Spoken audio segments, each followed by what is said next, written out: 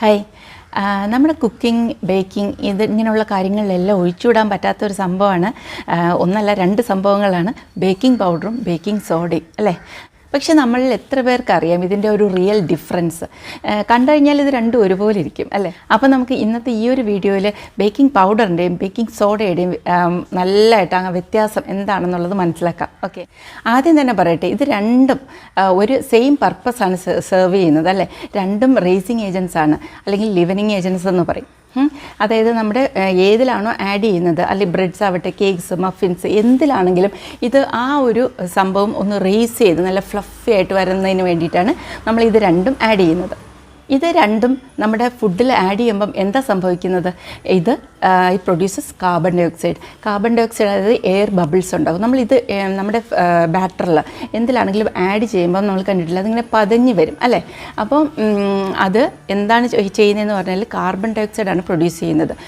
Carbon dye oxide produce ചെയ്യുമ്പോൾ ധാരാളം air bubbles form ചെയ്യും. ഈ എയർ ബബിൾസ് നമ്മുടെ ആ ഒരു ഡിഷിൽ നല്ലൊരു എയറേഷൻ കൊടുക്കും, നല്ല ഫ്ലഫി ആൻഡ് സോഫ്റ്റ് ആയിട്ട് വരികയും ചെയ്യും. നമ്മൾ കൂടുതലും കേക്ക്സിലും മഫിൻസിലും പിന്നെ ഈവൻ ബട്ടൂര അതിലൊക്കെയാണ് നമ്മൾ ഇത് ആഡ് ചെയ്യുന്നത്. ഇനി നമുക്കിതിൻ്റെ ഒരു ഫിസിക്കൽ അപ്പിയറൻസ് ഒന്ന് നോക്കാം. ഇത് രണ്ടും ഏകദേശം ദൂരെ നിന്ന് നമ്മൾ കണ്ടു കഴിഞ്ഞാൽ ഉപ്പുപൊടി പോലെ ഇരിക്കും അല്ലേ. രണ്ടും വെള്ള കളറാണ്, വൈറ്റ് കളറാണ്. പിന്നെ നമുക്ക് ഒന്ന് അതിൻ്റെ ടെക്സ്ചർ ഒന്ന് നോക്കാം. ടെക്സ്ചർ നോക്കിക്കഴിഞ്ഞാൽ നമ്മളൊന്ന് ഒരു ഫിംഗർ ടെസ്റ്റ് ഒന്ന് എങ്ങനെ ചെയ്ത് നോക്കിക്കഴിഞ്ഞാൽ നമുക്ക് മനസ്സിലാവും. ബേക്കിംഗ് പൗഡർ എന്ന് പറയുന്നത് എക്സ്ട്രീംലി ഫൈൻ പൗഡറാണ് ബേക്കിംഗ് പൗഡർ. അത് നമ്മുടെ ഒരു ഫേസ് പൗഡർ പോലെ, ടാൽക്കം പൗഡർ ഇല്ലേ അതുപോലെ, അല്ലെങ്കിൽ കോൺഫ്ലോർ, മൈദയൊക്കെ ഇല്ലേ നമ്മൾ എടുത്തു കഴിഞ്ഞാൽ ഇങ്ങനെ അങ്ങ് പോവില്ലേ, സ്ലിപ്പ് ചെയ്ത് പോലെ, അതേപോലെ അത്രയ്ക്ക് ഫൈനായിട്ടുള്ള പൗഡറാണ് ബേക്കിംഗ് പൗഡർ. അതേസമയം നമ്മൾ ബേക്കിംഗ് സോഡ എടുത്തൊന്ന് നമ്മൾ ഇതുപോലെ നോക്കിക്കഴിഞ്ഞാൽ അല്പം കോഴ്സാണത്. ഒരു ചെറിയ തരിതരിപ്പ് നമുക്ക് ഫീൽ ചെയ്യാൻ പറ്റും. അതാണ് ടെക്സ്ചർ വൈസ് ആയിട്ടുള്ള ഇതിൻ്റെ ഡിഫറൻസ്. ജസ്റ്റ് ഒന്ന് മനസ്സിലാക്കാം. ഇനി ഇതിൻ്റെ ടേസ്റ്റ് ഒന്ന് നോക്കിയാലോ. ബേക്കിംഗ് സോഡ, അതായത് നമ്മുടെ സോഡാപ്പൊടി, അപ്പക്കാരം എന്നൊക്കെ പറയുന്നത് ബേക്കിംഗ് സോഡ ഒന്ന് നമ്മൾ ഒരു തുള്ളി എടുത്ത് വായിൽ വെച്ച് നോക്കിക്കഴിഞ്ഞാൽ അതിനൊരു സോപ്പി ഒരു ഫീലിംഗ്, ഒരു ടാങ്കിനെസ്, ഒരു സോപ്പി ആയിട്ടുള്ള ഒരു ഫീലിംഗാണ് ഉള്ളത്. അതേസമയം ബേക്കിംഗ് പൗഡറിനാണെങ്കിൽ നോ ടേസ്റ്റ് ആണ്, ഒരു ടേസ്റ്റും ഇല്ലാത്ത ഒരു സംഭവമാണ് ഈ ബേക്കിംഗ് പൗഡർ. ഇനി നമുക്ക് ഇതിൻ്റെ റിയാക്ഷൻ ടൈം നോക്കാം. ഈ രണ്ട് സാധനത്തിൻ്റെയും റിയാക്ഷൻ എങ്ങനെയാണ്, റിയാക്ഷൻ ടൈം എത്ര നേരം നിലനിൽക്കുന്നു നോക്കാം. ബേക്കിംഗ് സോഡ എടുക്കുകയാണെങ്കിൽ ഇതിൻ്റെ റിയാക്ഷൻ എന്ന് പറയുന്നത് വളരെ ഇമ്മീഡിയറ്റും ആണ്, അതേപോലെ വളരെ സ്പോണ്ടേനിയസ് ആണ്. പക്ഷേ ഇതിൻ്റെ റിയാക്ഷൻ ടൈം എന്ന് പറയുന്നത് വളരെ കുറച്ച് സമയമേ ഉള്ളൂ. അതാണ് നമ്മൾ പല റെസിപ്പീസിലും ഈ ബേക്കിംഗ് സോഡ കുക്ക് ചെയ്യുന്നതിന് തൊട്ട് മുന്നെയാണ് നമ്മൾ ബേക്കിംഗ് സോഡ ആഡ് ചെയ്യുന്നത്. ഇനി നമുക്കിതിൻ്റെ ഒരു കെമിക്കൽ കോമ്പോസിഷൻ നോക്കാം.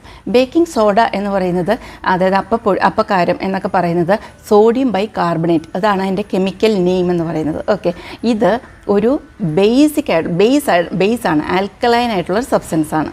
സത്യം പറഞ്ഞാൽ ഇത് രണ്ടിൻ്റെയും ആ ഒരു കെമിക്കൽ റിയാക്ഷൻ നമ്മൾ മനസ്സിലാക്കണമെങ്കിൽ നമ്മുടെ സ്കൂൾ ലെവലിൽ, ഹൈസ്കൂൾ ലെവലിലെ ഒരു കെമിസ്ട്രി ക്ലാസ്സസ് ഒന്ന് റിവൈൻഡ് ചെയ്തെടുക്കണം. അതിൽ നമ്മൾ പഠിച്ചിട്ടില്ലേ ബേസസും ആസിഡ്സ് ആൻഡ് ബേസസ് അല്ലേ. ബേക്കിംഗ് സോഡയുടെ pH എന്ന് പറയുന്നത് 8 ആണ്. അതായത് ഇതൊരു ആൽക്കലൈൻ സബ്സ്റ്റൻസ് ആണ്, ബേസ് എന്ന് പറയാം. രണ്ടും ഒന്ന് തന്നെ, ആൽക്കലൈനും ബേസും ഒരേ സംഭവമാണ്. അപ്പോൾ ഇതിൻ്റെ ഒരു റിയാക്ഷന് വേണമെങ്കിൽ എന്ത് മീഡിയം വേണം?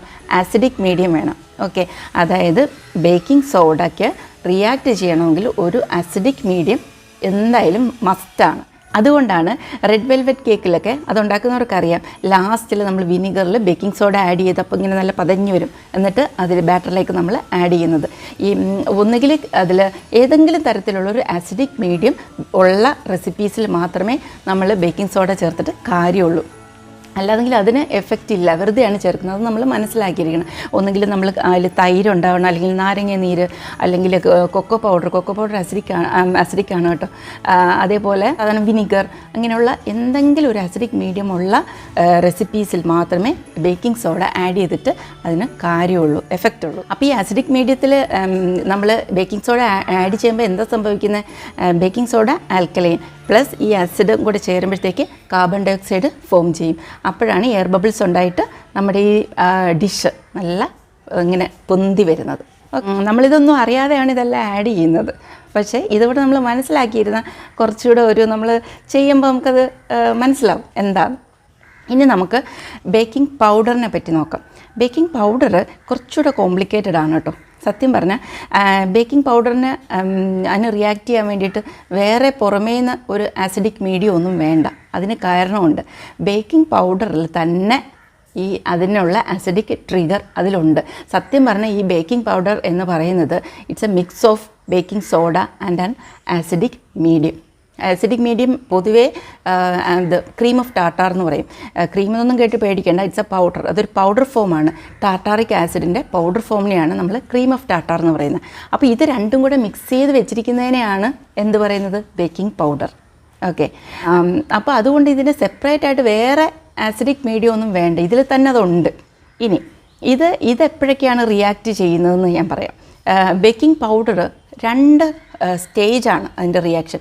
ഫസ്റ്റ് എന്ന് പറയുന്നത് ഇത് മോയ്സ്ചറുമായിട്ട് കോണ്ടാക്റ്റ് വരുമ്പോൾ തന്നെ ഫസ്റ്റ് ഒരു ലെവൽ റിയാക്ഷൻ നടക്കും. പിന്നെ ഹീറ്റുമായിട്ട്, അതായത് ചൂടിൽ എക്സ്പോസ്ഡ് ആകുമ്പോഴും ഇത് രണ്ടാമത്തെ സ്റ്റേജ് ഓഫ് റിയാക്ഷൻ നടക്കും. അങ്ങനെ 2 സ്റ്റേജിലാണ് ബേക്കിംഗ് പൗഡറിൻ്റെ റിയാക്ഷൻ നടക്കുന്നത്. ഇതിൻ്റെ റിയാക്ഷൻ ടൈം ആണെങ്കിലോ കുറച്ച് കൂടുതലുണ്ട്. നമ്മുടെ ബേക്കിംഗ് സോഡയായിട്ട് കമ്പയർ ചെയ്യുമ്പം നല്ല കൂടുതൽ 2 സ്റ്റേജായിട്ടല്ലേ നടക്കുന്നത്. അപ്പം അതുകൊണ്ട് ഇതിൻ്റെ റിയാക്ഷൻ ടൈം കുറച്ച് കൂടുതലാണ്. ഈ ഒരു റീസൺ കൊണ്ട് തന്നെയാണ് ഇത് നമ്മൾ bakery items like cake, cookies ഇതൊക്കെ ഉണ്ടാക്കുമ്പോൾ കൂടുതലും അതിൻ്റെ അകത്ത് ബേക്കിംഗ് പൗഡർ ആഡ് ചെയ്യുന്നത്. കാരണം ഒരു കേക്കൊക്കെ ഉണ്ടാക്കി വരുമ്പം ആ ടൈം എന്ന് പറയുമ്പോൾ ഒരു 40 to 45 മിനിറ്റ്സ് ഇല്ലേ. പക്ഷേ അതേസമയം അപ്പമൊക്കെ ആണെങ്കിൽ നമ്മൾ പെട്ടെന്ന് അങ്ങ് ചുട്ടെടുക്കുമല്ലേ. അതുകൊണ്ട് അപ്പം ഉണ്ടാക്കുന്നതിന് തൊട്ട് മുന്നേ നമ്മൾ ബേക്കിംഗ് സോഡ ആഡ് ചെയ്തിട്ട് അത് ചെയ്യും. അതേസമയം കേക്ക് കൂടുതൽ ലോങ് ടൈം കുക്കിംഗ് ടൈം കൂടുതലായതുകൊണ്ട് അതിൽ ബേക്കിംഗ് പൗഡർ ആഡ് ചെയ്യും. ഇനി ഇപ്പോൾ ചിലർക്ക് സംശയം ഉണ്ടാവും, ചില റെസിപ്പീസിൽ ബേക്കിംഗ് പൗഡറും ബേക്കിംഗ് സോഡയും ഒന്നിച്ച് പറയുന്നുണ്ടല്ലോ എന്ന്, അല്ലേ? അതിന് കാരണം ഞാൻ പറയാം. ബേക്കിംഗ് സോഡയുടെ റിയാക്ഷൻ ടൈം പെട്ടെന്നാണെന്ന് ഞാൻ പറഞ്ഞില്ലേ, പെട്ടെന്ന് കുറച്ച് നേരമേ ഉള്ളൂ. അപ്പോൾ അത് കാർബൺ ഡൈ ഓക്സൈഡ് ഉണ്ടാക്കും. പക്ഷേ ആ ഒരു ഡിഷിന്, അല്ലെങ്കിൽ ഇപ്പോൾ ഒരു എക്സാമ്പിൾ കേക്ക് ആയിക്കോട്ടെ, ആ ഒരു കേക്കിന് അത്രയും പോരാ. ഓക്കെ, ഈ കാർബൺ ഡൈ ഓക്സൈഡ് ഉണ്ടായ കാർബൺ ഡൈ ഓക്സൈഡിൻ്റെ ക്വാണ്ടിറ്റി പോരാ അത് നന്നായിട്ട് പൊന്തി വരാനായിട്ട്. പക്ഷേ അതേസമയം നമ്മൾ ഈ ബേക്കിംഗ് സോഡ ഒരു റെസിപ്പി ഒരു ഡിഷിൽ ആഡ് ചെയ്യുന്നതിന് ലിമിറ്റുണ്ട്. കാരണം ഇതിനൊരു സോപ്പി ടേസ്റ്റ് ഉണ്ടെന്ന് ഞാൻ പറഞ്ഞില്ലേ. അതുകൊണ്ട് ഒരു പരിധി കൂടുതൽ നമുക്കത് ആഡ് ചെയ്യാൻ പറ്റത്തില്ല.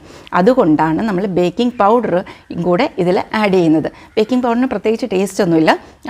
കൂടുതൽ സത്യം പറഞ്ഞാൽ ഇങ്ങനെ ഇതൊരു ടീം വർക്കാണ്. ബേക്കിംഗ് സോഡയും ബേക്കിംഗ് പൗഡറും കൂടെയുള്ള ടീം വർക്കാണ് ഇതിൽ.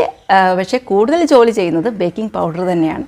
അപ്പോൾ അതുകൊണ്ടാണ് ഇത് രണ്ടും കൂടെ നമ്മൾ ഒരു ഡിഷിൽ, ചില പ്രത്യേക ഡിഷിൽ അത് ആഡ് ചെയ്യുന്നത്. പിന്നെ ചിലർ ചോദിക്കും, നമുക്ക് ബേക്കിംഗ് സോഡയ്ക്ക് പകരം സോഡാപ്പൊടി ഇല്ല, അതിന് പകരം ബേക്കിംഗ് പൗഡർ ഉപയോഗിക്കാമോ എന്ന്. ഉപയോഗിക്കാം, പക്ഷേ അതിൻ്റെ ആ ഒരു ചെറിയ വ്യത്യാസം ഉണ്ടാവും. എന്നാലും അതിൻ്റെ ഒരു റേഷ്യോ പറയുകയാണെങ്കിൽ 1 ടീസ്പൂൺ ബേക്കിംഗ് സോഡ എന്ന് പറയുന്നത് 3 ടീസ്പൂൺ ബേക്കിംഗ് പൗഡറിന് ഈക്വലാണ്. അപ്പോൾ അതാണ് അതിൻ്റെ ഒരു റേഷ്യോ, ഇരട്ടിയിലധികം വേണം. ഇനി ഇതിൻ്റെ രണ്ടിനെയും സ്റ്റോറേജ് നമുക്ക് നോക്കാം. ഇത് രണ്ടും കൂൾ ആൻഡ് ഡ്രൈ ആയിട്ടുള്ള, അതായത് ലൈറ്റ് അധികം അടിക്കാത്ത ഒരു സ്ഥലത്താണ് ഇത് രണ്ടും നമ്മൾ സ്റ്റോർ ചെയ്യേണ്ടത്. പക്ഷേ ഈ ബേക്കിംഗ് പൗഡറിൻ്റെ ലൈഫ് ഒരു 6 മന്ത്സിൽ കൂടുതൽ നിൽക്കില്ല. അതുകൊണ്ട് നിങ്ങൾ എപ്പോഴും വാങ്ങിക്കുമ്പം കൂടുതൽ കോഷ്യസ് ആയിരിക്കേണ്ടത് ബേക്കിംഗ് പൗഡറിൻ്റെ കാര്യത്തിലാണ്. ഒരു എക്സ്പയറി ഡേറ്റ് എപ്പോഴും നമ്മൾ ശ്രദ്ധിക്കുക. ഒരു 6 മന്ത്സിൽ കൂടുതൽ ബേക്കിംഗ് പൗഡർ നിങ്ങൾ ഉപയോഗിക്കരുത്. ഇനി ഒരു അത്യാവശ്യം വന്നു, വീട്ടിൽ ഇരിക്കുന്ന ഒരു ബേക്കിംഗ് പൗഡർ അതിന് ആക്റ്റീവ് ആണോ എന്ന് നോക്കുന്നത് എങ്ങനെയാണെന്ന് പറഞ്ഞാൽ, ഒരു 1/4 കപ്പ് വെള്ളത്തിൽ ഒരു 1/2 ടീസ്പൂൺ ബേക്കിംഗ് പൗഡർ ഒന്ന് ഇട്ട് നോക്കുക.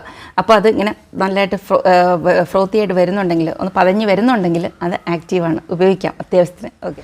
ബേക്കിംഗ് സോഡയും ഇതേപോലെ തന്നെ അധികം ലൈറ്റ് എക്സ്പോസ്ഡ് ആയിട്ട് വെക്കരുത്.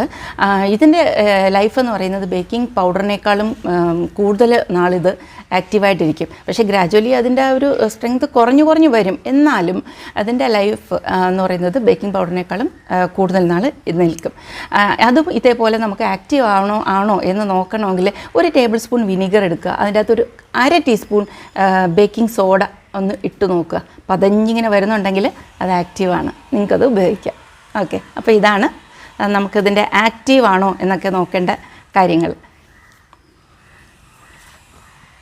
ഇനി ബേക്കിംഗ് പൗഡറിനെ പറ്റി ഒരു കാര്യം കൂടെ പറയാം. ഈ ബേക്കിംഗ് പൗഡർ 2 തരത്തിൽ അവൈലബിൾ ആണ്. ഒന്ന് single acting baking powder, 2 double acting baking powder. ഇത് ഞാൻ ജസ്റ്റ് മനസ്സിലാക്കാൻ പറഞ്ഞതേ ഉള്ളൂ. നമ്മുടെ ഗ്രോസറി സ്റ്റോഴ്സിലൊക്കെ അവൈലബിൾ ആയിട്ടുള്ളത് യൂഷ്വലി കിട്ടുന്നത് ഡബിൾ ആക്ടിങ് ബേക്കിംഗ് പൗഡർ തന്നെയാണ്. ഈ ഡബിൾ ആക്ടിങ് എന്ന് പറഞ്ഞാൽ ഞാൻ നേരത്തെ പറഞ്ഞ കണക്ക് 2 സ്റ്റേജിലാണ് അതിൻ്റെ അത് റിയാക്ട് ചെയ്യുന്നത്.